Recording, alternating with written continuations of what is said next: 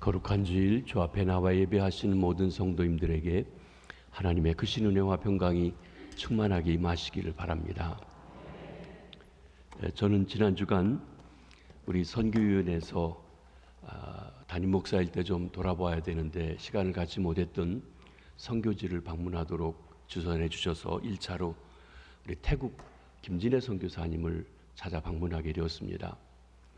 저희 동기이신데 나이가 좀 많은 대학을 졸업하고 오신 그런 선배이기도 한데 동기입니다.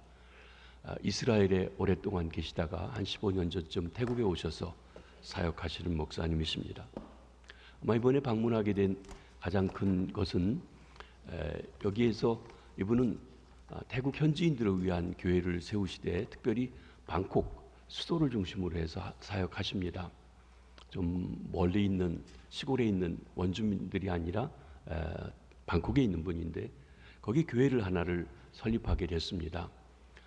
그 교회를 어느 독지가가 하셨는데 2억 한 3천쯤 들었는데 2억은 그분이 되셨는데 더 될 여력이 없어서 우리 보고 도와달라고 하셨는데 우리 설경숙 권사님께서 2천만 원을 제가 광고했더니 지원해 주셨고 또 1,000만 원이 부족한 건 이해군 장로님께서 해주셔서 마쳤습니다.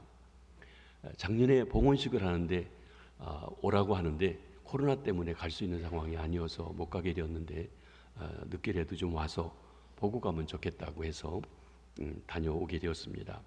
또 목사님이 거기서 한 방콕에서 2시간 반, 3시간쯤 떨어진 사라보리라고 하는 곳에 선교센터를 새로 세우신 곳이 있는데 거기도 다녀서 또 그곳에서 좀 쉼도 갖고 교제하며 오게 되었습니다. 기도해 주셔서 감사를 드립니다. 오늘부터는 제가 은퇴 목사로서 다음 담임 목사님이 오실 때까지 주일 설교를 담당하도록 됐습니다. 지난 주일 치리 목사님께서 당일을 통해서 그렇게 위임해 주셔서 오늘부터 설교를 담당하도록 하겠습니다. 먼저 우리 시편 23편을 제가 앞으로 6주 동안 말씀을 드리려고 합니다. 한 절씩 한 절씩. 그래서 시편 말씀을 드리는데 이것은 우리가 하나님과 우리와의 목자와 양과의 관계를 말씀하지만 또 한편에서는 우리가 지금 가장 중요한 당면 과제가 새로운 목자님을 모시는데 그 목자와의 관계가 어떤지 또 목자가 어떠해야 되는지 이런 점에서 시편 23편을 6주 동안 살펴보며 은혜를 나누고 그동안에 우리가 모시기 원하는 그 목자, 하나님 보내주시려는 목자를 바로 위에서 기도하고 사모하고 관계를 하는 그런 일들을 생각할 수 있는 시간이 되었으면 좋겠습니다. 오늘 첫 번째 시간, 여호와는 나의 목자시니입니다.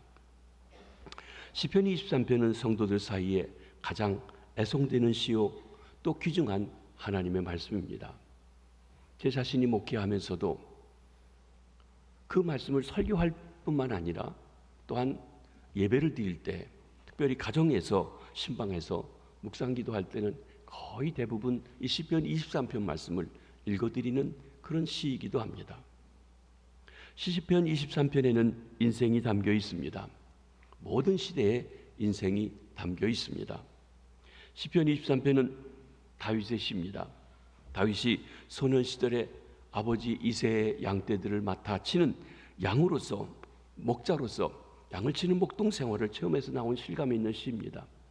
그가 목자로서 역할을 잘했기 때문에 하나님께서 그 양무리에서 그를 데려다가 하나님의 양들을 치는 목자, 왕을 삼아 주셨다고 그렇게 말씀하십니다.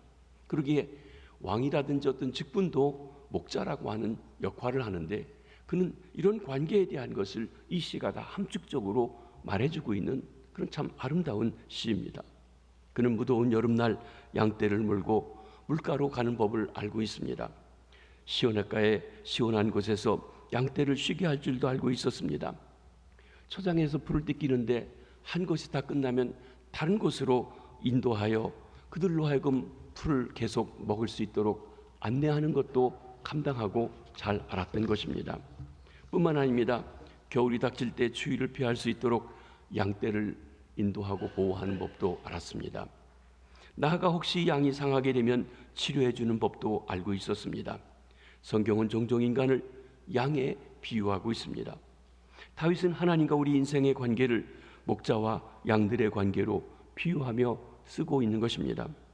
목자였던 다윗은 하나님이 그의 목자이심을 고백하며 자기가 양들을 목자로서 어떻게 돌봐주었는지를 생각할 뿐만 아니라 하나님이 목자로서 양인 자기를 어떻게 돌봐주시고 인도하시는지를 깨닫고 그 관계를 이렇게 설명해주고 있는 것입니다. 그렇습니다. 목자였던 다윗은 하나님이 그의 목자이심을 고백하며 선한 목자이신 주님께서 어떻게 돌보시고 인도하시고 풍성한 삶을 누리게 하시는지 노래하고 있습니다. 양 같은 인생은 선한 목자이신 주님의 돌봄과 인도함을 받을 때 풍성한 삶을 누리게 됩니다. 선한 목자 되신 우리 주님 예수 그리스도께서 모든 일이 다 형통하리로다 하는 말씀을 주제로 신앙생활하는 우리 2022년 저와 여러분 우리들에게 큰 은혜를 베풀어 주시기 바랍니다. 우리의 금년도 주제 말씀인 시편 1편 3절 말씀을 한번 보십니다. 그는 시냇가에 심은 나무가 철을 따라 열매를 맺으며 그 잎사귀가 마르지 아니함 같으니 그가 하는 모든 일이 다 형통하리로다. 시냇가에 심은 나무가 시절을 쫓아 열매를 맺고 하나님 말씀을 쥐하로 사모하는 자가 형통하지만 또 한편에서는 하나님을 목자로 하고 목자의 말씀을 듣고 목자의 인도함을 받는 자가 형통한 삶을 살아가게 되는 것입니다. 저는 우리 김해제일교회 새로운 목자인 제18대 담임 목사님을 청빙하는 시점에 6주 동안 시편 23편 한 절 한 절 살펴보며 은혜를 나누고자 합니다. 선한 목자 되신 주님과 우리 양떼 사이의 관계, 주님이 주시는 풍성한 삶에 대한 은혜, 그리고 선한 목자를 기대하는 마음에서 기도하는 심정으로 이 말씀을 함께 나누고자 하는 것입니다. 오늘은 1절 말씀을 중심으로 해서 함께 보려고 합니다. 우리 1절 말씀을 한번 다 같이 읽어보십니다. 시작. 여호와는 나의 목자시니 내게 부족함이 없으리로다. 여호와 하나님을 자기 목자로 삼은 가정, 여호와 하나님을 자기 목자로 삼은 개인, 여호와 하나님을 자기 목자로 삼은 나라, 부족함이 없이 풍성한 삶을 누립니다. 저와 여러분이 그렇고 우리나라도 그렇습니다.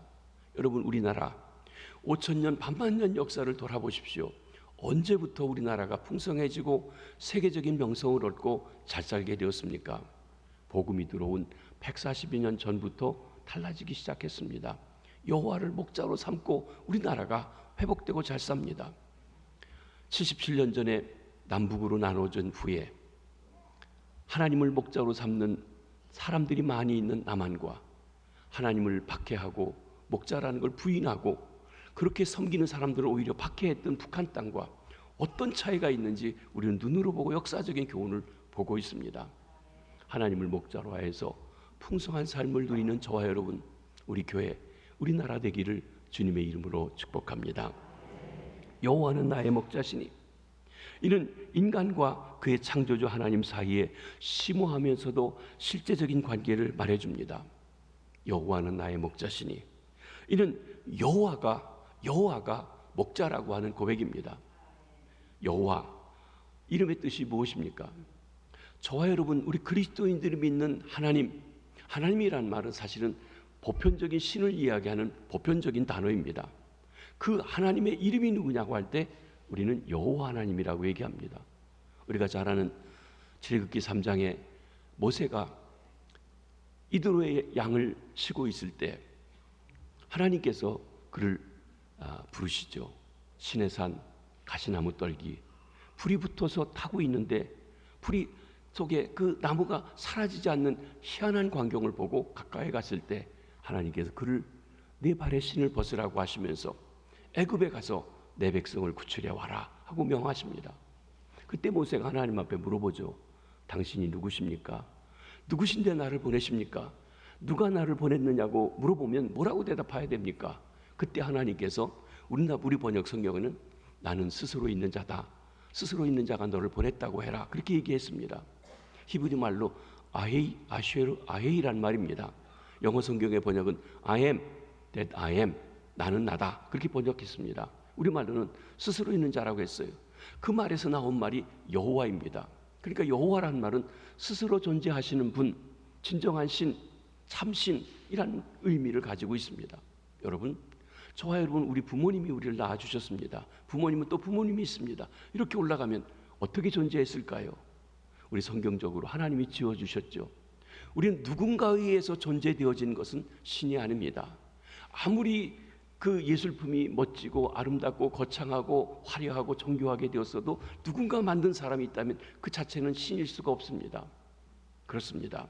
스스로 존재하시는 분, 영원 자존자, 그분이 여호와요, 하나님이시고 바로 그분이 우리의 목자라는 것입니다. 만물을 존재케 하신 분, 곧 창조주라는 의미도 있습니다. 시편 90편에 보면 모세는 이 하나님을 이렇게 노래하고 있습니다. 주여, 주는 대대 우리의 거처가 되셨나이다. 산이 생기기 전 땅과 세계도 주께서 조성하시기 전 곧 영원부터 영원까지 주는 하나님이시니이다. 모세는 그 인생의 그 후반기에 하나님을 이렇게 고백한 것이죠.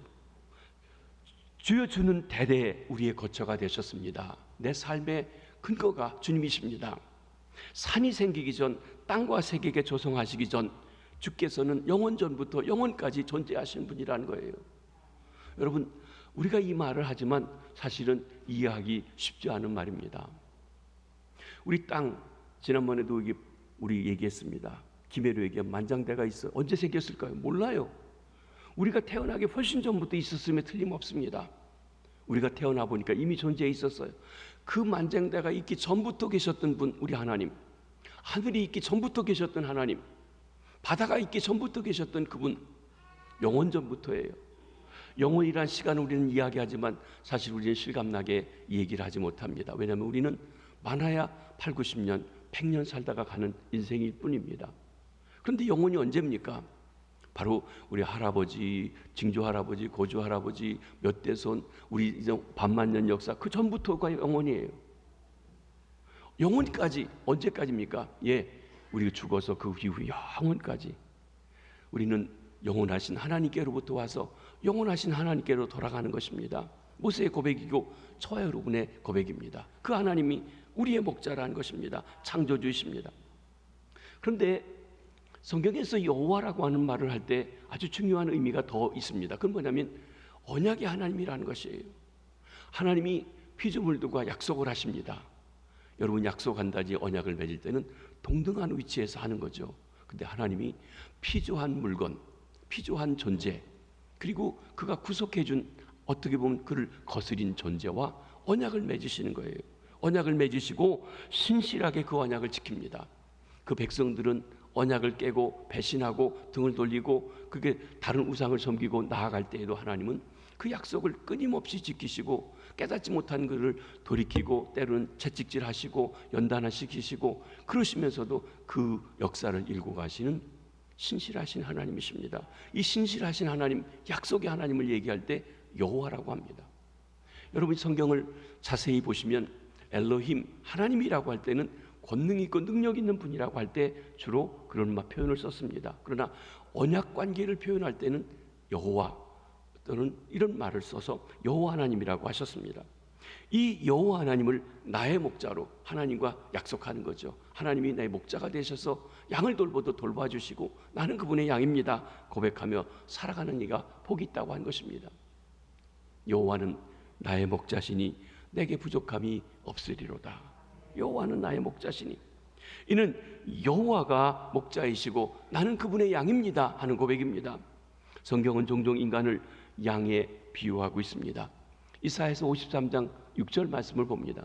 우리는 다 양 같아서 그릇 행하여 각기 제 길로 갔거늘 여호와께서는 우리 모두의 죄악을 그에게 담당시키셨도다. 우리가 잘못 오해하는 것은 양은 착하고 선하고 순진하고 이렇게 생각합니다. 그래서 우리는 양이라고 할 때 아주 선한 양, 착한 양 이렇게 생각하는데 사실 성경에서 말하는 양을 보면 양은 그렇지만은 않습니다. 오히려 첫째로 방향 감각이 없는 게 양입니다. 양은 맹수가 사는 위험한 지역에 가 있으면서도 그곳이 얼마나 무서운 지역인지 알지 못합니다.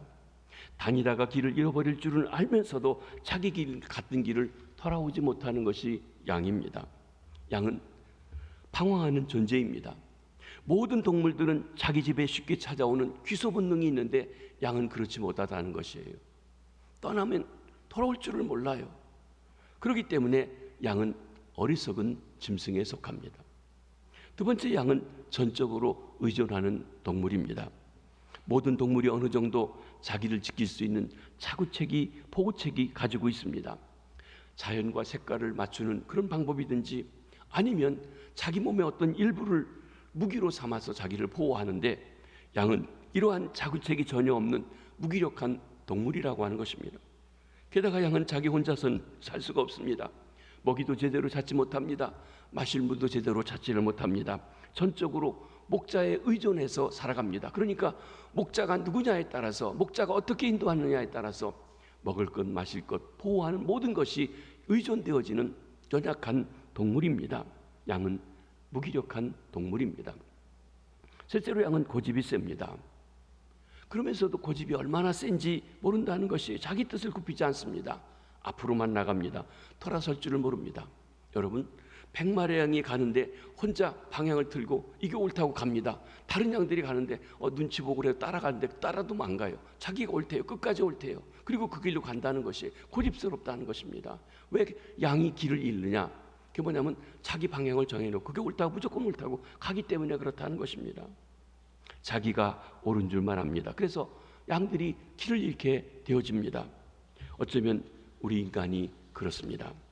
소위 자유의지라고 해서 자기 마음대로 모든 것을 하라고 고집을 합니다. 자기 소견에 좋은 대로 살아갑니다. 그래서 잃어버린 양들이 많이 생기게 되어지는 것입니다. 자기 소견에 좋은 대로 행하더라. 사사기 시대에 보면 자기 소견에 좋은 대로 행하면서 혼돈과 무질 속에 빠져갔던 것이 하나님의 백성들이었어요. 하나님의 세우신 목자인 그 지도자들을 따라가지 않고 자기 소견에 좋은 대로 따라가면서 혼돈 속에 있었던 시대도 있는 것입니다. 길 잃은 양은 목자에 의해서만 양우리에 돌아올 수가 있습니다. 마찬가지로 주님의 은혜만이 우리 영혼을 하나님께로, 생명의 주께로 인도할 수가 있는 것입니다. 한 가지 더 양의 특징을 말한다면, 양은 깨끗해 보이지만 사실은 아주 쉽게 더러움을 타는 그런 오염되기 쉬운 짐승이라고 하는 것입니다. 그러나 양의 이런 실제적인 문제는 목자를 만나는 순간에 해결이 됩니다. 목자가 양의 곁에 서서 그 길을 인도하면 양은 길을 잃어버릴 염려가 없게 됩니다. 목자가 그의 곁에 있어준다면 양은 안전하게 보호를 받게 됩니다. 그리고 때때로 씻음을 받아 정결하게 되고 깨끗하게 청결성을 유지할 수 있게 되는 것입니다. 이렇게 볼 때 목자 없는 양은 불쌍합니다. 유리 방황합니다. 배고파합니다. 더러움에 쉽게 물들게 되어지는 것입니다. 또한 싹군 목자를 둔 그런 양도 불쌍합니다.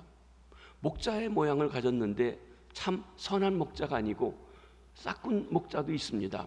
싹을 받는 것에만 목적이 있습니다. 그렇기 때문에 생명을 걸고 양들을 돌보는 것이 아니라 싹을 위해서만 적당히 일하는 목자도 있다고 하는 것입니다.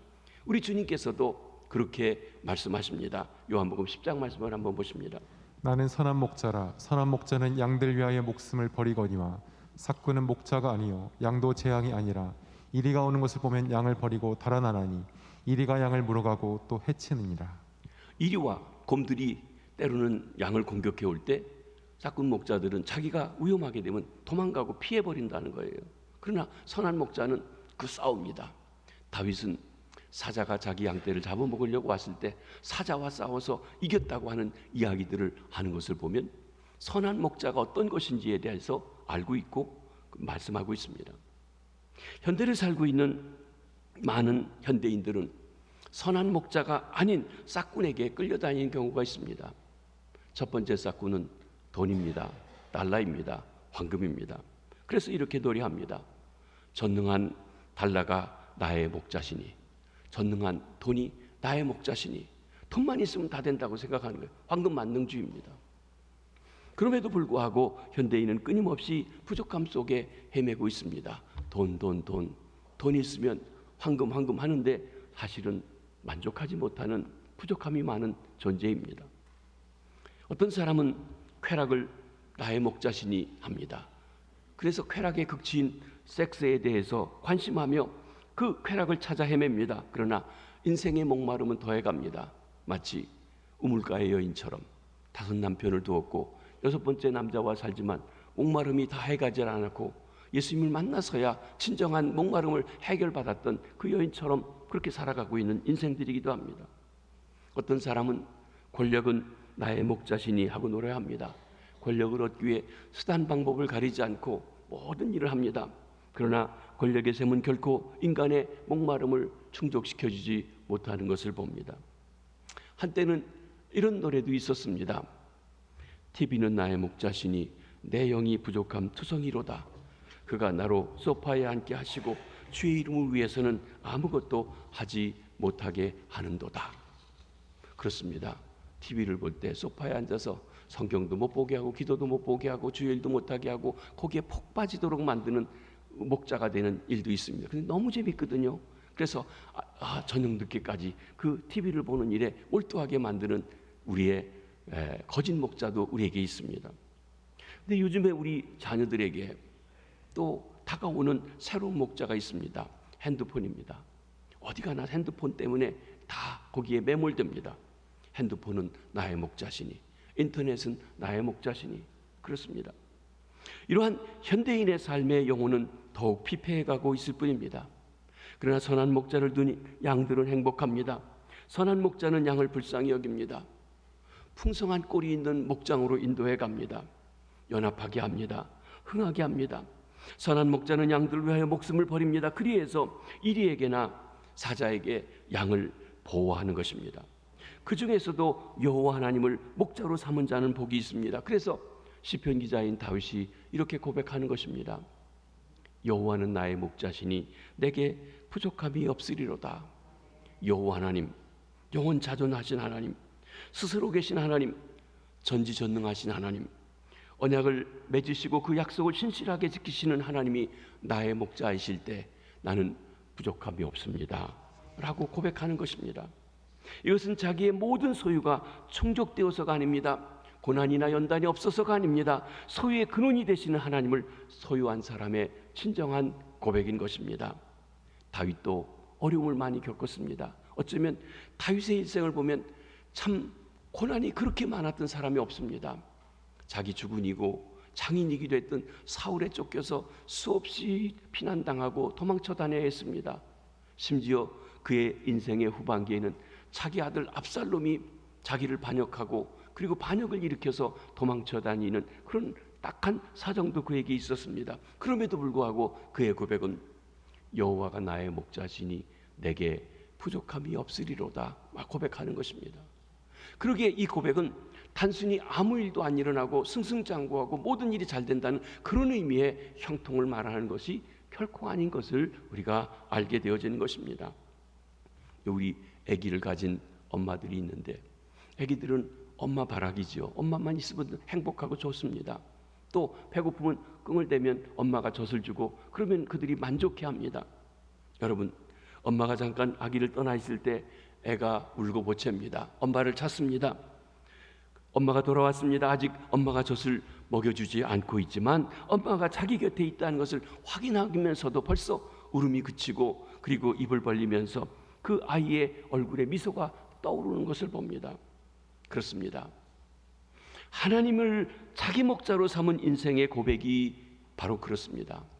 여호와는 나의 목자시니 내게 부족함이 없으리로다. 하나님을 자기 목자로 발견하고 그분 앞에 자기 생을 의탁하고 그분의 인도함을 받는 경험의 순간이 우리의 삶의 새로운 시간들인 것입니다. 사랑하는 성도 여러분, 2022년 모든 일이 주 안에서 형통하리로다 하는 주제로 우리가 신앙생활을 시작했는데 벌써 8월 달도 중순이 넘었습니다.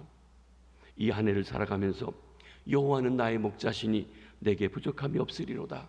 하나님 우리 교회 친정한 목자이시고 인도해 가시니 하나님 안에서 모든 일이 형통하리로다 고백하는 저와 여러분들 되시기를 주의 이름으로 축복합니다.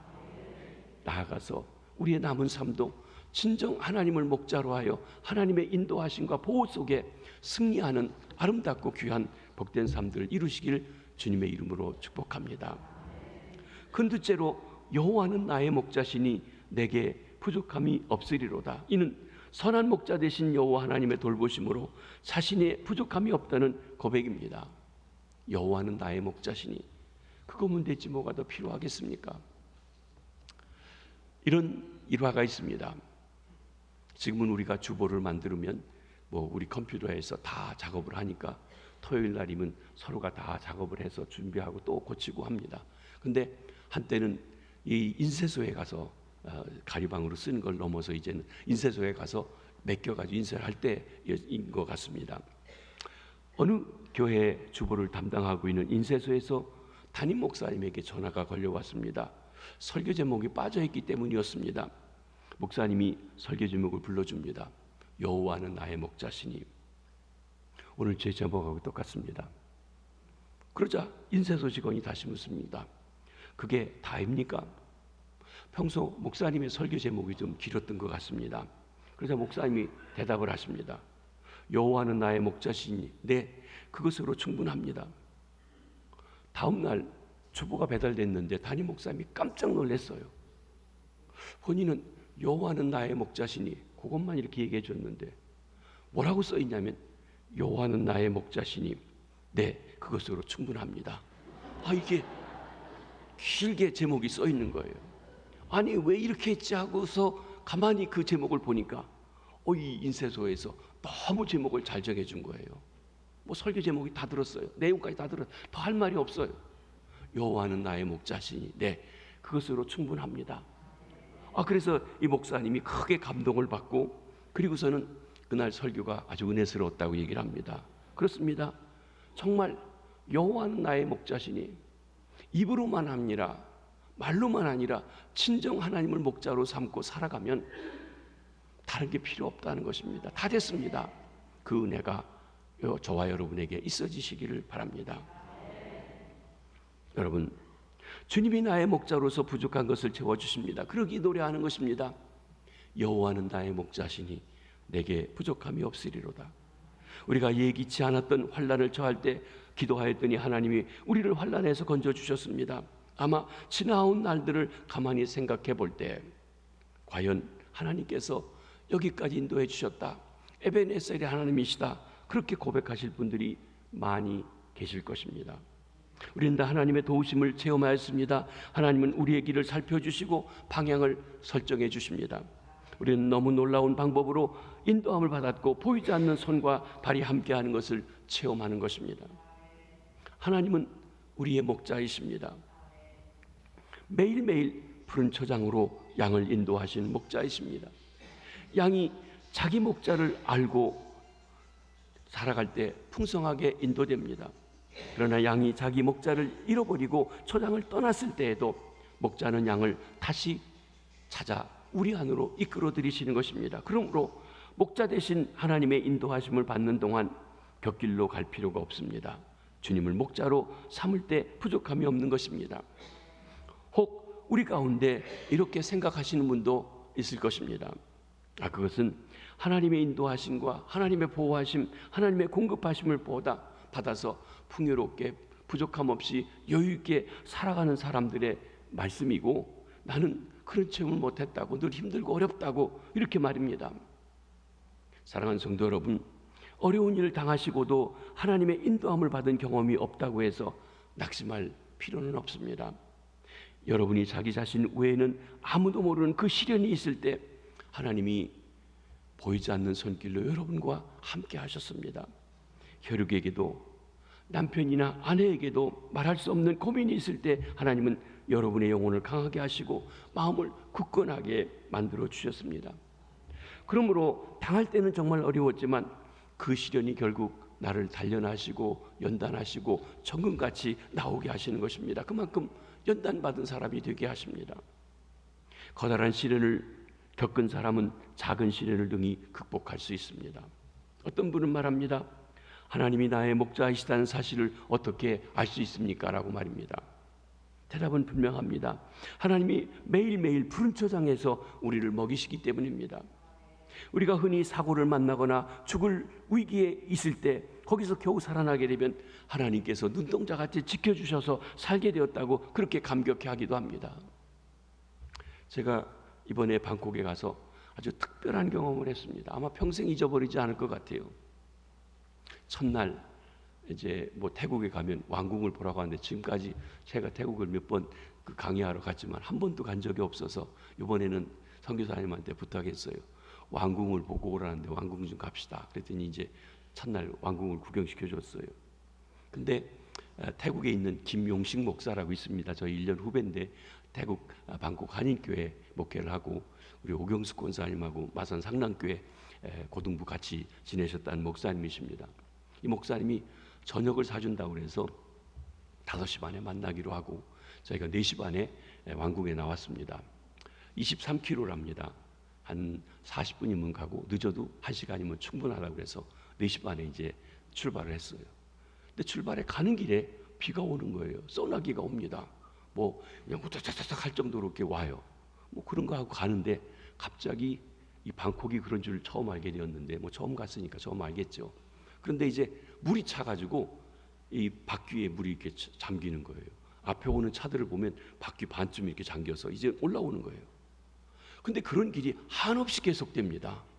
그 지역이 그렇대요. 그리고 운전해 가는데, 선교사님 운전해 가는데 얼마나 이게 저기 한지, 시간이 차가 밀리고 복잡한지, 한 40분이면 간다고 하는 건 3시간 반을 갔어요. 5시 반에 만나기로 했는데 3시간 반을 갔으니까 1시간 가고 2시간 더 해서 8시인가에 돼서 만났습니다. 그렇게 됐는데, 이 아들이, 영국에 아들이 하나 있는데 목사님에게 전화가 왔어요. 이제 아빠가 무슨 얘기하려고 전화 왔는데, 운전하는 비는 오죠. 이게 이제 전화기를 켜놓고 GPS를 수신을 받는데, 그 전화가 오니까, 전화를 오면 또 이게 또 GPS가 없어지지 않습니까? 꺼야 되는데 지금 정신이 없는 거죠. 근데 얼른 켜가지고 위험해 빨리 꺼! 그리고서 얼른 끈 거예요. 아마 그 아들이 도대체 우리 아빠가 웬일인가, 무슨 일인가 아마 그랬을 것 같아요. 나중에 사모님이 한테 전화해서 우리 아빠 왜 그러냐고 그러더랍니다. 어쨌든 그렇게 해서 갔는데 이 물이 가득 차는 거예요. 갈수록 그 지역이 그래요. 그런데 그렇게 가는데 저는 그런 일이 되면 그냥 눈 감고 그냥 가만히 있습니다. 앞을 바라보고. 뭐 어떻게 해도 제가 할 일이 없으니까 또 선교사님한테 뭐라고 얘기를 하겠습니까? 근데 땀을 뻘뻘 흘리고 운전하는 것 같아요. 우리 집 사람은 저하고는 좀 스타일이 다르거든요. 하나님 아버지 이게 지켜주세요, 보호해 주세요. 선교사님 이게 뭐 운전 잘하십니다. 격려도 하면서. 근데 왜 더더군다나 그랬냐면, 여러분 얼마 전에 서울에서 비가 와가지고 서초동에, 강남의 서초동에 유명한 데 아닙니까? 거기에서 차를 세워놓고 나가고 그런 거예요. 그러니까 만약에 우리도 차를 세워놓고 하면 이거 좀 낯선 데에서 차 세워놓고 이제 밖에 나가가지고 뭐 어떻게 해야 되나 이런 생각을 할 정도까지 물이 차오르는 거예요. 또 갈수록 식당 앞에까지 물이 돼 있어가지고요, 바짝 돼가지고 거기다가 이렇게 모래 바구니를 올려놓고 그리고 건너 올라갈 정도로, 그렇고 나중에 차 탈 때는 다 바지 벗고 양말 벗고 그리고서는 차 타고서는 올 정도로 그렇게 물이 왔습니다. 여러분, 그런 어려움에서 건짐 받았을 때 그 다음 날에도 하나님이 어제 그 일에서 건져주셨다고 감사하다고 얘기를 합니다. 그러면 그런 어려움에 빠졌다 건짐 받았을 때만 하나님이 도와주신 것일까요? 아닙니다. 그런 일을 안 당하신 것이 더 감사한 일이에요. 근데 여러분, 우리가 안 당하면 감사합니까? 안 하죠. 수도권이 물난리가 났다고 하는데 김해는 아무리 비가 와도 별로 오지 않는 것 같아요. 경남지방에 남해안도 비가 온다고 하는데도 우리는 괜찮은 것 같아요. 그래서 우리에겐 여유가 있어요. 김해는 재난을 안 당한다. 그러면 재난을 안 당하도록 하시니까 더 많은 감사를 주 앞에 드려야 될 텐데 감사가 없어요. 하나님의 보호하심과 인도하심을 더 느끼지 못한다는 거예요. 그러니까 때로는 하나님께서 어려움을 겪게 해보고 나서 그 어려움 속에 건짐받을 때 보호를 느끼는데, 사실은 어려운 경험을 겪어본 이후에 느끼는 것만이 아니라 어렵지 않도록 해주시는 것은 더 큰 은혜라고 하는 것입니다. 사업에 망해보고 그 망했던 것을 다시 되찾은 후에야 하나님의 은혜를 감사할 수도 있겠지만, 그렇지 않고 하나님께서 형통하도록 지켜주시는 것 더 크고 놀라운 은혜라고 하는 것입니다. 우리는 지극히 작은 일에서 하나님의 긍휼하심과 은혜를 체험할 수가 있습니다. 그러므로 부족함이 없는 것입니다. 내게 부족함이 없으리로다. 이는 여호와 하나님을 목자로 삼은 성도들의 확신입니다. 날 위해 십자가 달려주시고 우리에게 생명을 주시되 풍성하게 주시기 위해서 오신 참목자 되신 우리 주님 예수 그리스도를 목자로 삼은 성도들의 확신이기도 합니다. 사랑하는 성도 여러분, 세상에 하나님을 모르고 사는 사람들은 범사에 부족한 것 투성입니다. 늘 만족하지 못합니다. 다오다오합니다. 그에게는 만족이 없습니다. 지식이 아무리 많아도 만족이 없습니다. 돈이 아무리 많아도 만족이 없습니다. 지위가 높아져도 더 올라가려고 하지 만족이 없습니다. 언제나 부족한 것뿐입니다. 얼마나 불행한 일인지요. 그러나 사랑하는 성도 여러분, 모든 것을 하나님 앞에 맡겨보십시오.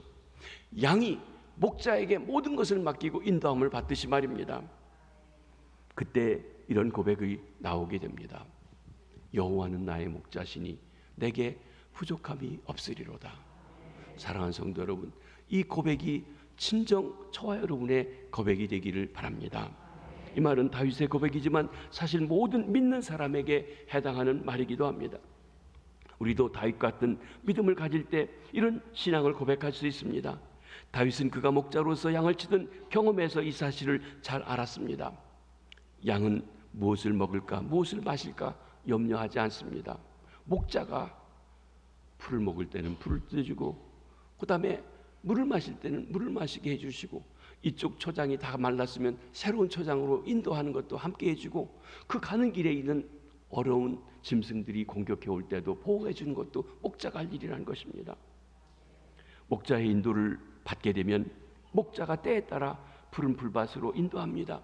때를 따라 쉴만한 물가로 인도해 주는 것입니다. 그렇기 때문에 친정 목자를 의지한다면, 자기 고집 부리고 딴 길로 가지 않고 목자를 의지한다면 그는 만족하고 부족함이 없게 되는 것입니다. 우리 주님께서 먹을 것, 마실 것, 입을 것에 염려하는 이들에게 이렇게 말씀하셨습니다. 한번 마태복음 6장 보십니다. 너희는 먼저 그의 나라와 그의 의를 구하라. 그리하면 이 모든 것을 너희에게 더하시리라. 너희가 무엇을 먹을까, 무엇을 마실까, 무엇을 입을까 염려하지 말라. 이것은 다 이방 사람들, 하나님이 없는 사람들, 하나님을 목자로 삼지 않은 사람들이 염려하는 것이다. 너희는 하나님을 목자로 삼았다면 그 나라와 그 일을 구하라. 그리하면 이 모든 것을, 즉 먹을 것, 마실 것, 입을 것, 하나님이 공급해 주시지 않겠느냐, 목자가 책임져 주시지 않겠느냐 말씀하시는 것입니다. 하나님은 은혜와 영화를 주시며 정직히 행하는 자에게 좋은 것을 아끼지 아니하시는 분이십니다. 우리는 우리에게 필요한 많은 것을 간구합니다. 그러나 그때마다 좋은 것이 아니기 때문에, 바른 것이 아니기 때문에 요구가 거절될 때가 있습니다. 그렇지만 사랑하는 성도 여러분, 영적 긍휼은 좋은 것입니다. 최상의 것입니다. 하나님께서는 우리에게 좋은 것이 될 때 그것을 아끼지 아니하시고 주시는 분이십니다. 사랑하는 성도 여러분, 주님께 간구하십시오. 우린 지금 기도할 때입니다. 교회가 기도하고 있습니다. 지금 우리가 구할 것의 가장 중요한 문제는 먹을 것, 마실 것, 입을 것이 아닙니다. 사업의 문제가 아닙니다. 우리 영혼의 목자를 모시는 일입니다. 물론 하나님께서 우리의 목자이시지만 하나님께서 사람 목자를 통해서 일해 가십니다. 우리 교회 95년 동안 17명의 목자가 지나갑니다. 이제 18번째 목자를 모시려고 하는 것입니다. 아마 그 과정들을 아신다면 어떤 목자냐에 따라서 교회의 방향과 또 우리의 삶이 어떻게 달라지는지가 바뀌어지게 되는 것을 봅니다. 그러기에 선한 목자, 좋은 목자, 아름다운 목자를 모시는 것이 우리의 기도의 제목이고, 그것이 그냥 이루어지는 것이 아니라 바로 기도해야 될 일이라고 하는 것입니다. 청빙위원장이 혼자 하는 일이 아닙니다. 당의원들에게만 맡길 일이 아닙니다. 우리가 그저 하나님 앞에, 진정한 목자 되신 주님 앞에 기도해야 될 일이라는 것입니다. 주님이 진정한 목자가 되시기에 그 목자께서 우리 교회에 가장 필요한, 가장 적합한 우리 여러 가지 사정을 따라서 꼴을 먹이고 인도하실 분을 아시는 분이 우리 하나님이신데, 그분이 인도해 주시도록 기도해야 된다는 것입니다. 그래서 선한 목자를 우리가 모시게 되면 부족함이 없다고 고백하게 됩니다. 하나님이 우리에게 유익한 것 간구할 때 반드시 들어주십니다. 믿음으로 간구하고 의심하지 마십시오. 하나님의 약속을 붙잡고 기도할 때 하나님의 말씀은 우리에게 구약 한 첩, 신약 한 첩, 우리를 건강하게 하고 치료하고 새롭게 하시는 역사가 됩니다. 하나님 우리에게 필요한 것을 반드시 주십니다. 오늘 본문 말씀을 자세히 보십시오. 여호와는 나의 목자시니 세상 축복에 대해서 부족함이 없으리라고 말하지 않았습니다. 세상의 것은 있으면 있을수록 더 부족을 느낄 수도 있습니다. 이러한 것은 그들의 부족이 근본적인 부족이 아니라 일시적인 부족에 있다는 것을 말해주는 것입니다. 그리고 다윗은 여호와가 나의 목자시니 내가 부족한 것을 생각하지도 않는도다, 그렇게 말하지도 않았습니다.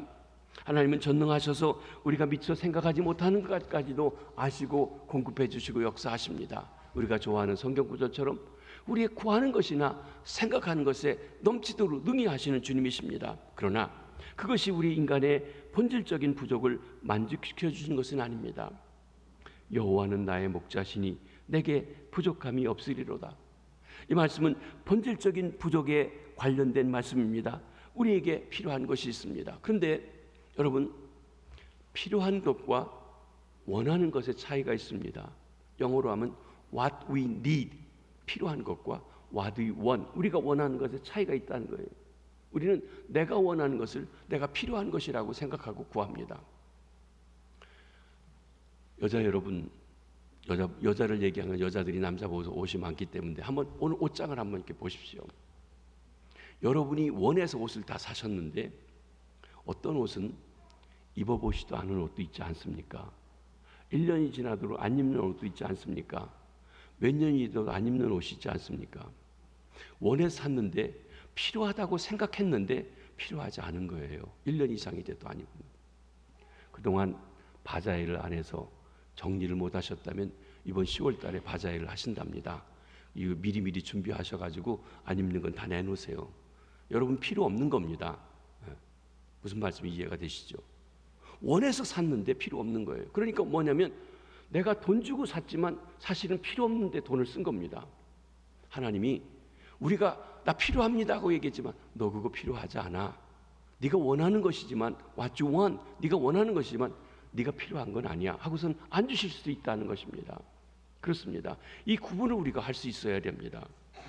하나님은 우리의 필요 이상으로 다른 것을 더 주시겠다고 말씀하시지 않으셨어요.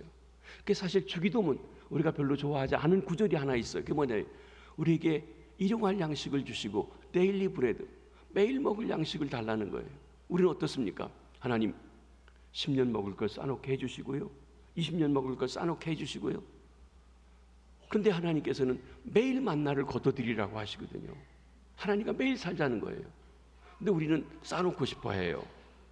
하나님께서는 우리의 필요한 것을 주시겠다고 약속하신 것입니다.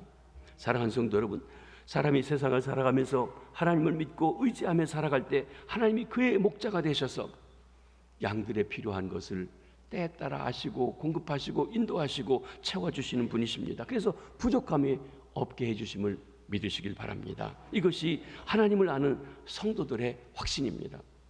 하나님은 온전히 믿고 순종할 때 평생에 하나님이 그와 함께 하시고 그를 인도하십니다.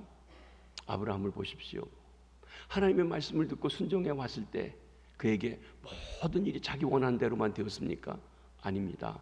그에게 위기도 있었고 어려움도 있었고 시험도 있었고 아들을 바쳐야 되는 그런 결단을 해야 될 때도 있었고 했습니다.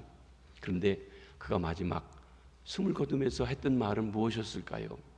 하나님이 나의 목자시니 내게 부족함이 없었습니다 하면서 떠났을 것입니다. 복의 근원이 되었던 것입니다. 우리 주님께서도 분명하게 말씀하셨습니다. 요한복음 10장 10절을 한번 다 같이 읽어보십니다. 시작. 내가 온 것은 양으로 생명을 얻게 하고 더 풍성히 얻게 하려는 것이라. 우리 강대상 여기 써 있는 말씀입니다.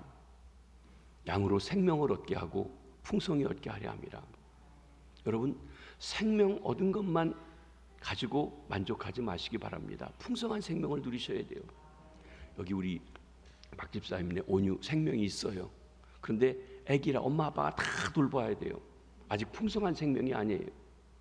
나이가 많으셔서 교회가 오고 싶은데 못 오시고 양로병원에 있고 누가 수발해 주지 않으면 안 되는 생명도 있어요. 분명한 생명이에요. 그러나 풍성한 생명은 아니에요. 그렇죠? 영적으로도 그래요. 예수 믿어요. 대대로 믿어요. 몇십 년 믿었어요. 직분도 있어요. 그런데 어린아이 같아요. 병든 자 같아요. 누군가가 도와주자면 안 되는 거예요. 풍성한 생명이 아니라는 것이에요. 여러분, 먼저 생명을 얻어야 되지만 풍성한 생명을 얻는 일을 우리가 관심해야 합니다. 주님을 목자로 모실 때 생명이 관계가 되지만 그 목자에 온전하게 의지하고 인도함을 받을 때 풍성한 생명으로 인도되는데, 목자가 있는데 내 마음대로 나가게 되면 길을 잃어버리고 방황하게 되고 굶주리게 되고, 그래서 풍성한 삶을 못 갖고 부족함 투성이가 된다는 것입니다.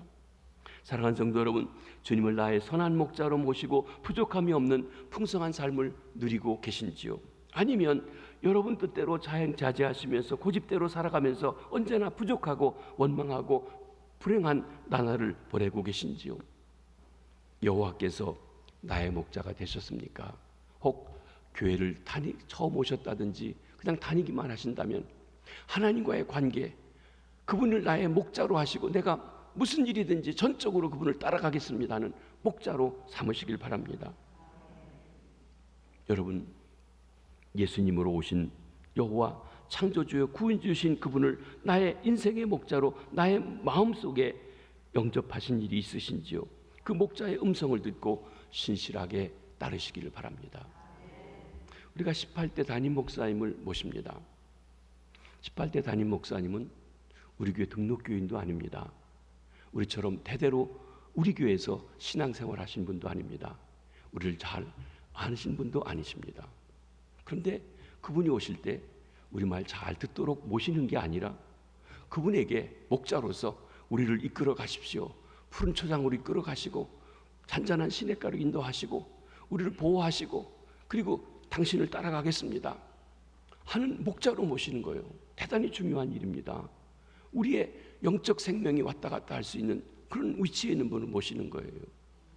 나이가 50대쯤 되신다고 하면 아마 여러분 아들뻘 되고 더 많으신 분 이 손주뻘 되시 거기까지는 안 가겠죠. 손주뻘까지 그런 분들을 모실 것입니다. 그런데 그분을 목자로 모시는 거예요. 하나님의 목자, 하나님이 보내신 분을 목자로 모시고 그 목자의 보호와 인도와 이끌음 속에서 우리가 복된 주의 길을 걸어가려고 하는 그 일에 대한 겁니다. 목자를 바로 모신다는 것, 인생을 바로 살아간다는 것, 얼마나 복되고 아름다운 축복인지요. 우리 한 사람 한 사람이 여호와 하나님을 선한 목자로 영접하고 선한 목자 되신 주님을 신실하게 따라가심으로 그분의 보호와 인도 속에 부족함이 없는 축복, 풍성한 삶을 살아가시길 주님의 이름으로 축복합니다. 여호와는 나의 목자시니 내게 부족함이 없으리로다. 이 고백이 저와 여러분 우리의 모두의 고백이 되기를 주의 이름으로 축복합니다. 기도하겠습니다. 하나님 아버지, 감사합니다.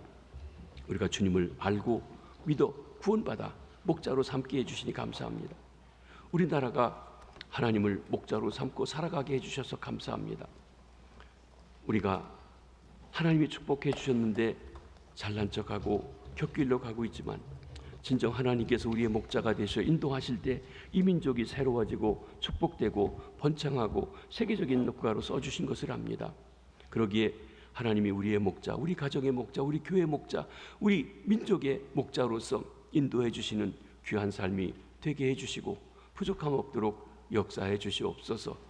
특별히 우리 교회 17명의 목자가 지나가고 18번째 새로운 목자를 저희들이 모시려고 합니다. 하나님 마음에 합한, 하나님을 사랑하는, 하나님 앞에 헌신된 하나님의 말씀을 귀 기울여 듣고 그 말씀을 말씀대로 살아가며 전하는 귀한 목자를 주셔서 우리를 때로는 푸른 초장에 인도하고 때로는 쉴만한 물가로 인도하고 하나님 우리를 대적의 앞에서 보호해주며 또 영원한 주의 집으로 인도할 수 있는 아름다운 목자를 저희들이 만날 수 있도록 축복해 주시옵소서. 그러기 위해 이제 당에서 그 일을 위해 청빙위원장을 뽑고 우리 장로님들이 기도하며 진행합니다. 온 교우가 함께 진정한 우리의 목자 되신 주님의 보내심을 받은 그 목자를 모시는 일에 전심을 기울여 우리 교회가 아버지 하나님이여 이제 새 성전도 짓고 모든 하드웨어를 준비했는데 이제는 새로운 목사님과 함께 더 크게 놀라우게 귀하게 아름답게 쓰임받는 교회가 될 수 있는 전환점이 될 수 있도록 축복하여 주시고 축복하여 주시옵소서. 우리 가정에도 주님이 목자가 되어 인도해 주시옵소서. 예수님의 이름으로 기도하옵나이다. 아멘.